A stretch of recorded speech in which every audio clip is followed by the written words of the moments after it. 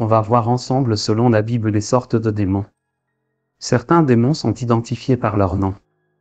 Les esprits impurs et mauvais. La Bible se réfère souvent aux démons comme des esprits impurs ou esprits mauvais.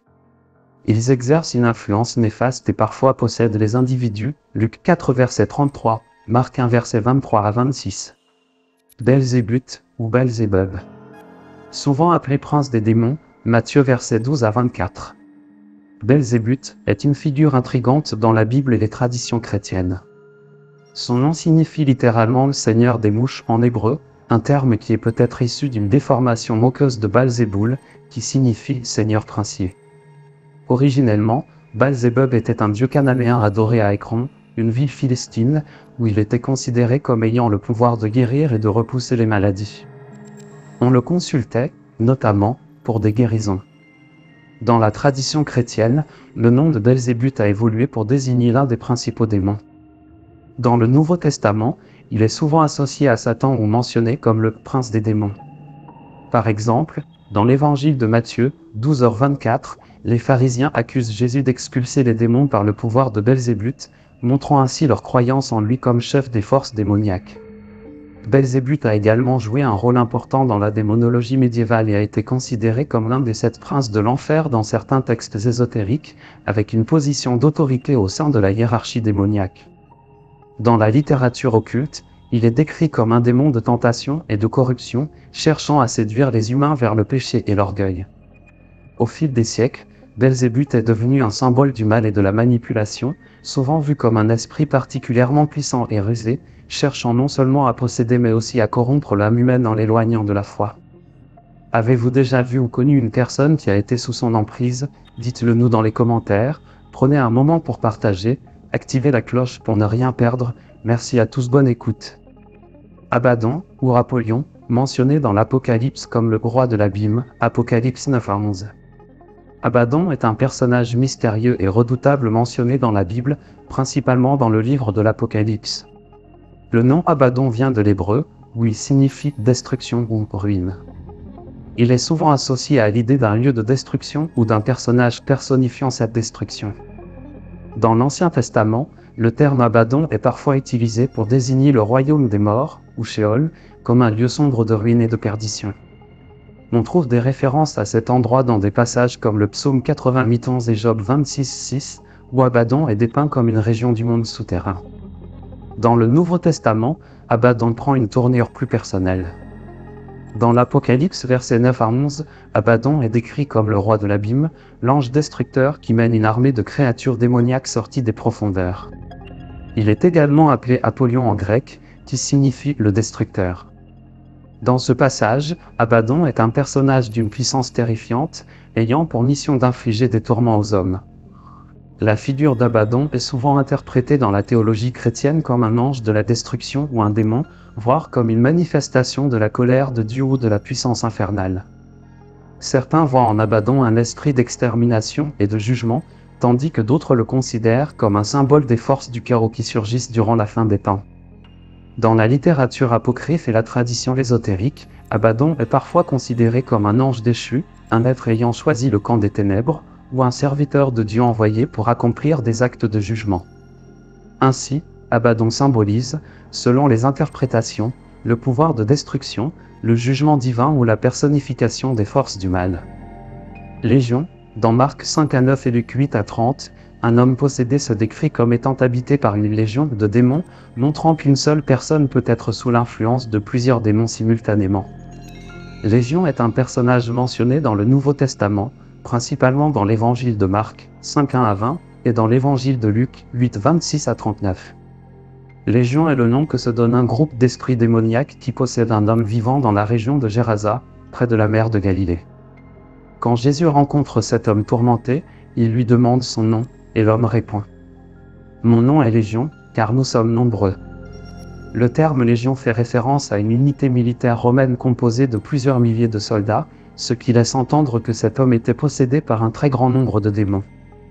La possession par une légion de démons rend cet homme extrêmement fort et dangereux. Il est décrit comme vivant parmi les tombeaux, incapable d'être retenu par des chaînes, et blessant souvent son propre corps avec des pierres.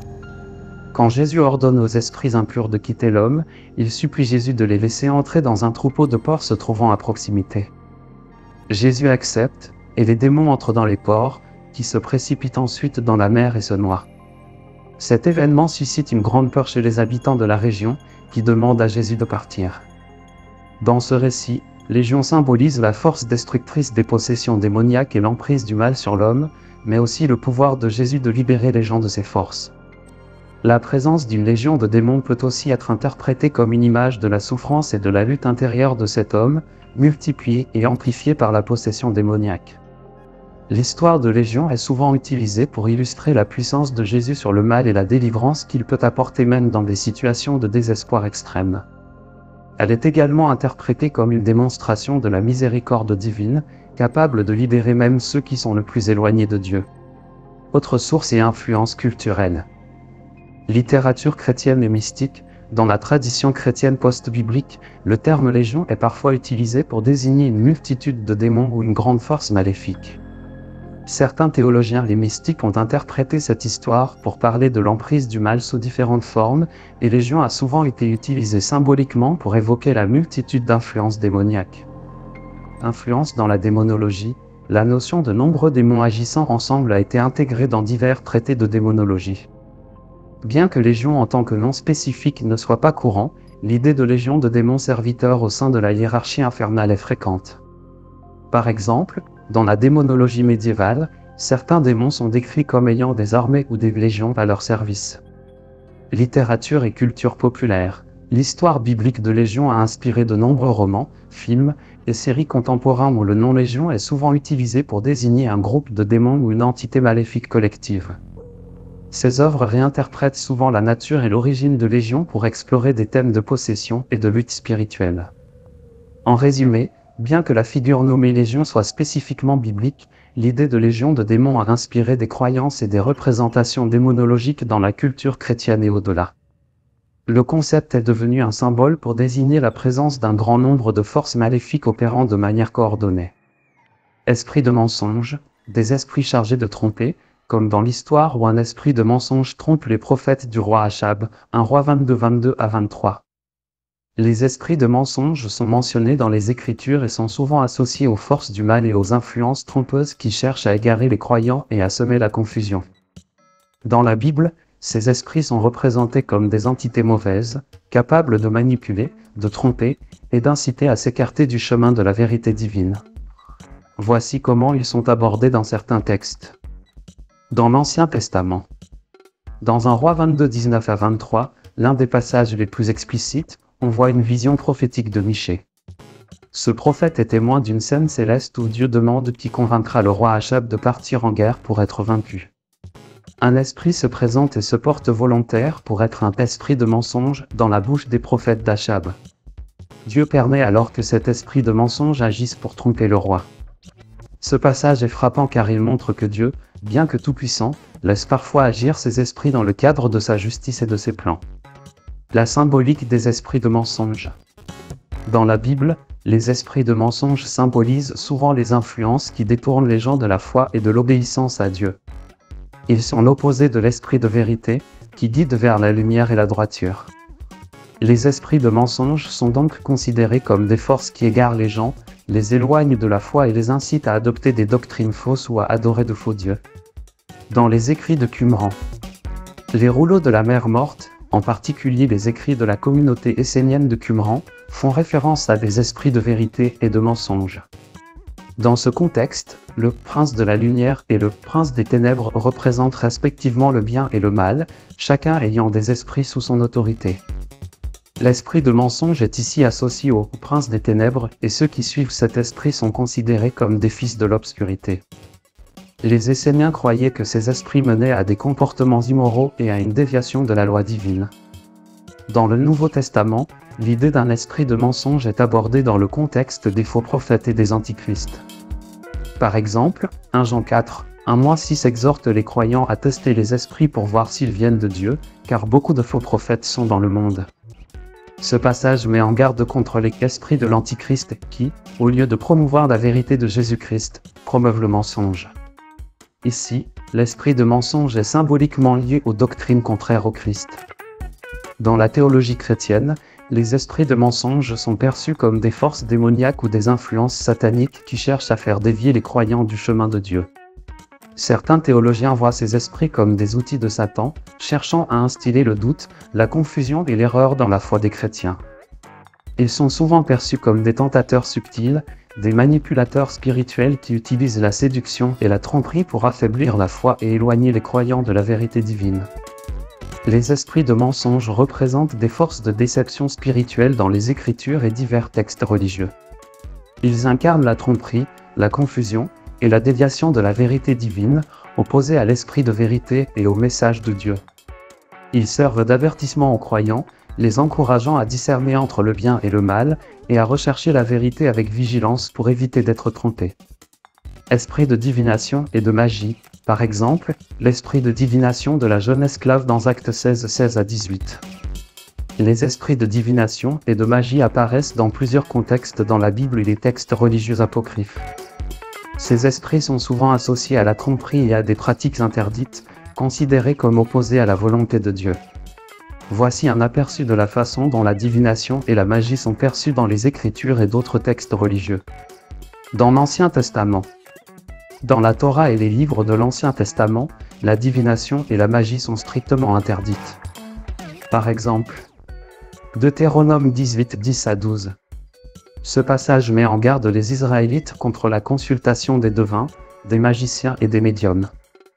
Qu'on ne trouve chez toi personne qui fasse passer son fils ou sa fille par le feu, qui pratique la divination, l'astrologie, la magie ou la sorcellerie, qui jette des sorts, qui interroge les esprits ou les devins, qui consulte les morts. Car quiconque fait ces choses est en abomination à l'Éternel. Lévitique 19 à 31 et 20 et 6, ces versets interdisent également de s'adresser aux médiums et aux esprits. Ceux qui cherchent des réponses à travers des esprits ou des devins commettent un péché grave. Ces passages montrent que la divination et la magie étaient perçues comme des pratiques dangereuses, car elles invitaient les esprits non divins à influencer la vie des fidèles, et détournaient le peuple de Dieu vers des voies interdites. Le livre de Samuel, l'histoire de la sorcière d'Endor. Dans 1 Samuel 28, 7 à 25, le roi Saul, à la veille de sa bataille contre les Philistins, consulte une médium à Endor pour convoquer l'esprit du prophète Samuel.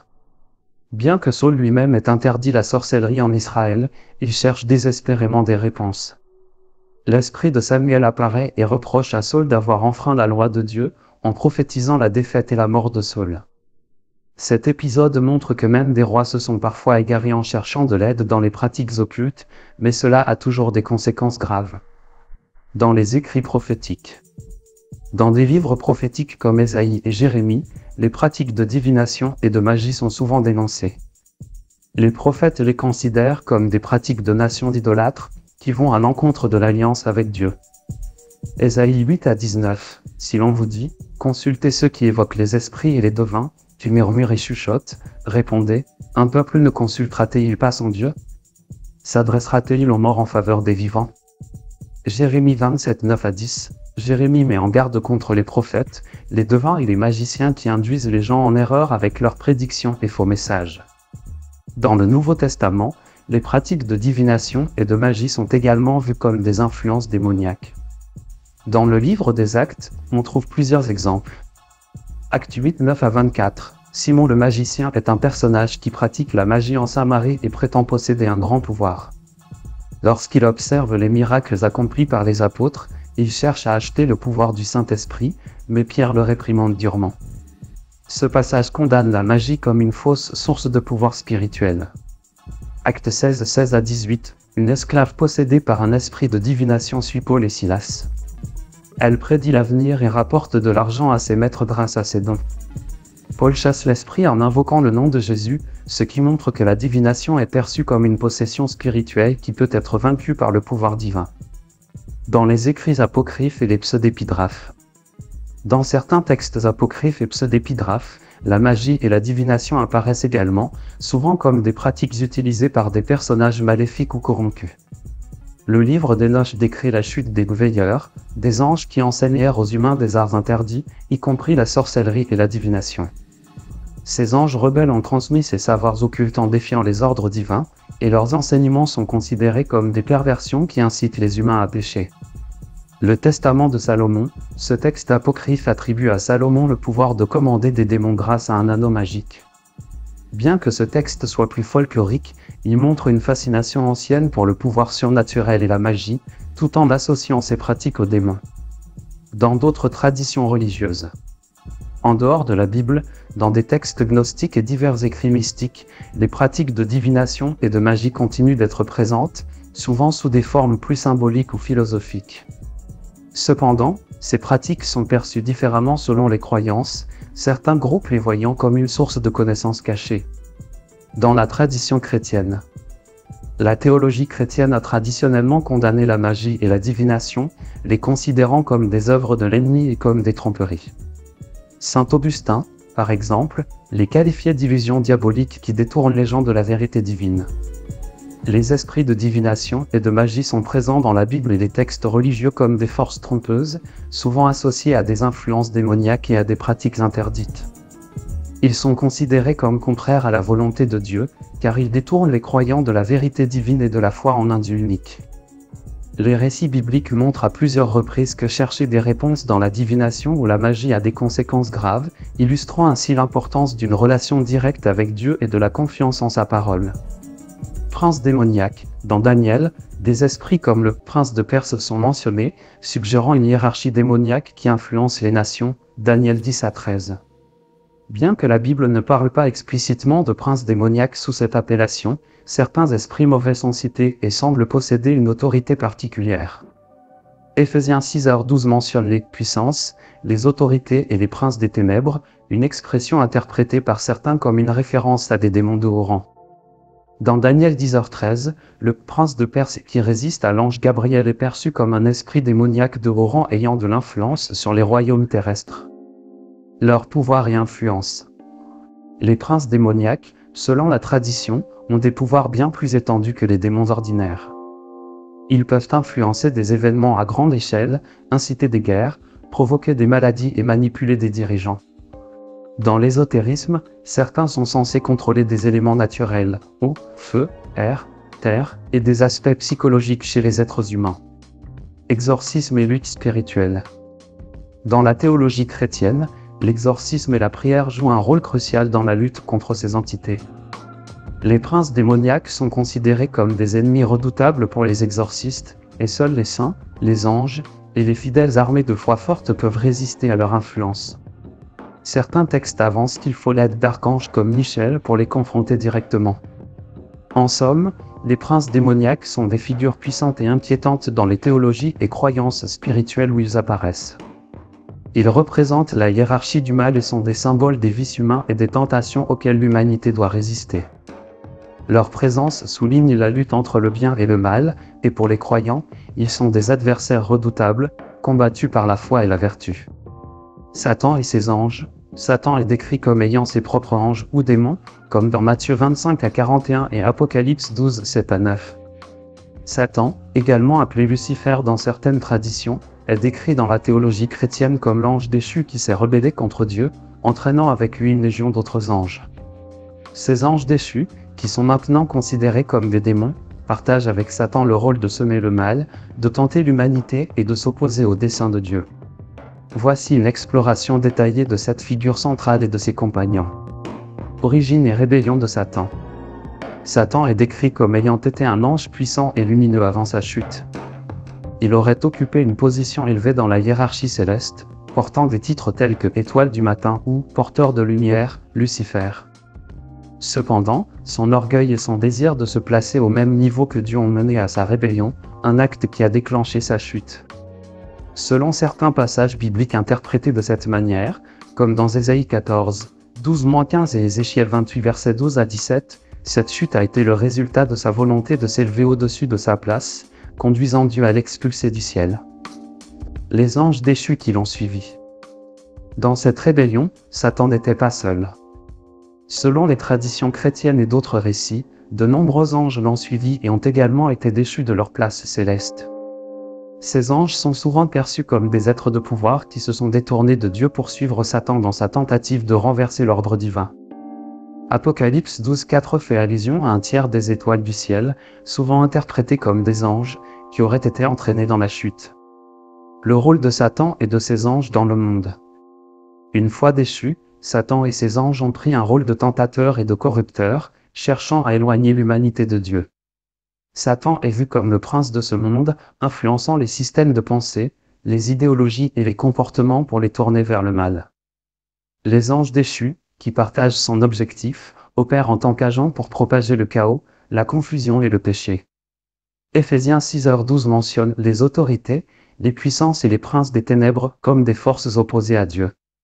Satan est célèbre pour son rôle de tentateur, cherchant à séduire les êtres humains et à les détourner du bien. L'exemple le plus connu de ce rôle se trouve dans Matthieu 4, où Satan tente Jésus dans le désert, lui offrant la gloire et la puissance en échange de sa loyauté. Ce passage illustre la nature rusée et manipulatrice de Satan, qui cherche à utiliser les désirs et faiblesses humaines pour accomplir ses desseins. Les anges qui ont suivi Satan possèdent des capacités considérables, qui leur permettent de manipuler, de tromper et d'exercer une certaine influence sur le monde physique et spirituel. Bien que leur pouvoir soit limité par la souveraineté divine, leur impact reste redoutable. Certains sont réputés pour causer des maladies, des conflits et des oppressions spirituelles. Dans le livre de Job, Satan apparaît comme un accusateur devant Dieu, cherchant à éprouver la foi de Job. Ce rôle d'accusateur reflète une fonction particulière attribuée à Satan, celle de tester l'intégrité humaine. Ce passage montre que, même s'il est un ennemi, Satan est parfois autorisé par Dieu pour des fins spécifiques, comme le test de la foi et de la fidélité. La Bible évoque un jugement final pour Satan et ses anges. Apocalypse 20h10 décrit leur condamnation éternelle, où Satan sera jeté dans un lac de feu, marqué par une souffrance sans fin. Cette vision eschatologique symbolise la victoire ultime de Dieu sur les forces du mal et la restauration de l'ordre divin. Bien que Satan et ses anges soient décrits comme de puissants adversaires, leur autorité et leur pouvoir sont finalement limités par la volonté de Dieu.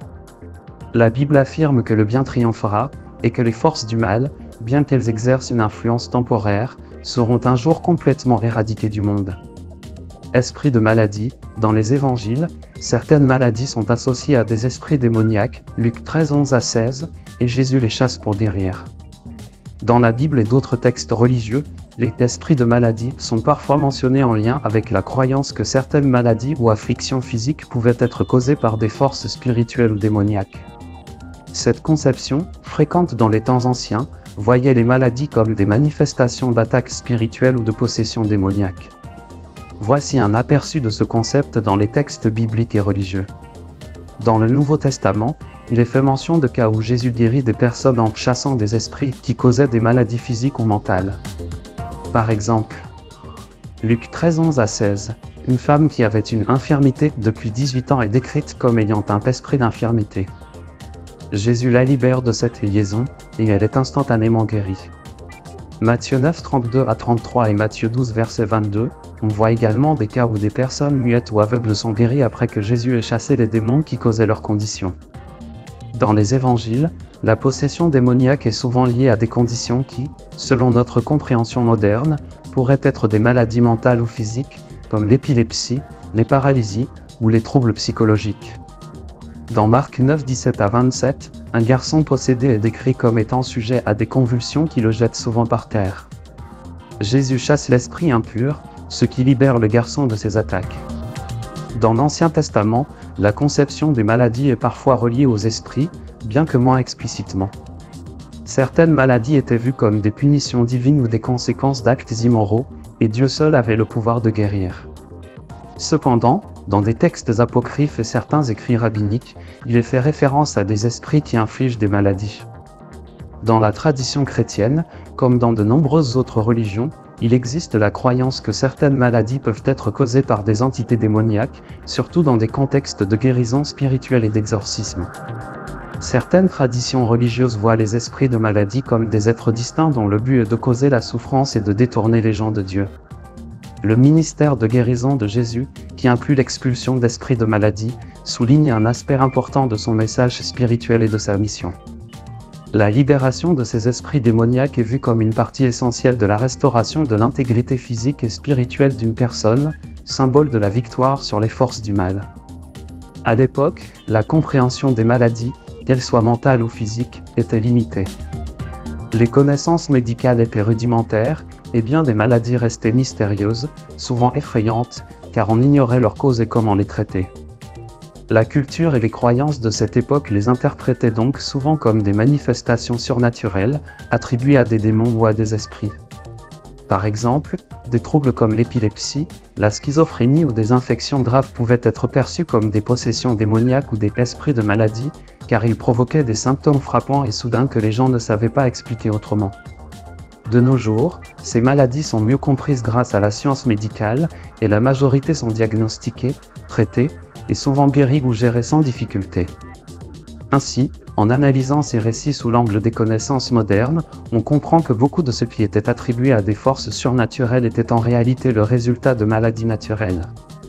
Mais il est certain que Jésus les a guéris tout de même, cela reste un miracle. Esprit de tentation et de péché, comme Satan qui tente Jésus, certains démons sont responsables de tentations visant à éloigner les croyants de Dieu, Matthieu 4, 1 à 11.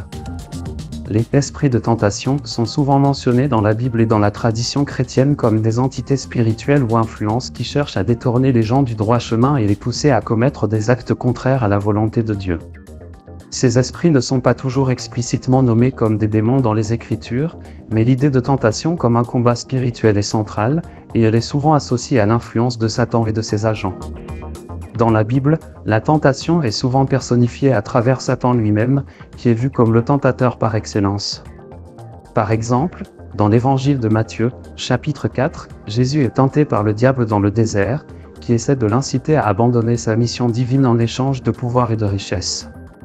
Satan incarne alors l'esprit de tentation, qui essaie d'exploiter les désirs humains pour influencer les choix d'une personne. Dans la tradition chrétienne, les esprits de tentation sont souvent perçus comme cherchant à exploiter les faiblesses personnelles, l'orgueil, la convoitise, l'envie, la colère ou même la paresse. Ils ne forcent pas les gens à pécher, mais présentent des pensées, des désirs ou des situations qui testent la volonté et la moralité d'une personne. Ce sont des épreuves pour que chaque individu choisisse entre suivre ses instincts égoïstes ou rester fidèle aux valeurs spirituelles. Saint Paul évoque dans ses lettres cette lutte intérieure, particulièrement dans l'Épître aux Romains, chapitre 7, où il parle de la difficulté de faire le bien quand le mal semble si attirant. Les chrétiens sont alors encouragés à demander l'aide de Dieu pour résister à ces influences et à rester vigilants dans leur foi pour ne pas céder au « esprit de tentation ». Enfin, au-delà du contexte chrétien, l'idée de force ou d'influence tentatrice apparaît dans de nombreuses cultures et religions. Dans le christianisme, cependant, ces esprits de tentation jouent un rôle central dans le développement de la moralité et de la fidélité des croyants. Les livres apocryphes, qui sont des écrits religieux ou pseudo-religieux non inclus dans le canon biblique officiel, mentionnent parfois des démons et des figures malfaisantes similaires aux démons bibliques. Mais ils ne font généralement pas référence directe à Légion en tant qu'entité spécifique comme on la trouve dans le Nouveau Testament. Toutefois, ils enrichissent le panorama des esprits et forces maléfiques avec des détails supplémentaires, des noms de démons spécifiques, et des histoires de combats spirituels. Démons et figures malfaisantes dans les apocryphes. Livre d'Hénoch. Ce texte apocryphe influe, surtout dans le judaïsme et l'Église chrétienne ancienne, décrit les démons comme les esprits des Néphilim, les géants mais de l'union entre les fils de Dieu, anges déchus, et les femmes humaines. Ces esprits démoniaques sont considérés comme des entités tourmentées, responsables de la tentation, des maladies et de la corruption sur terre.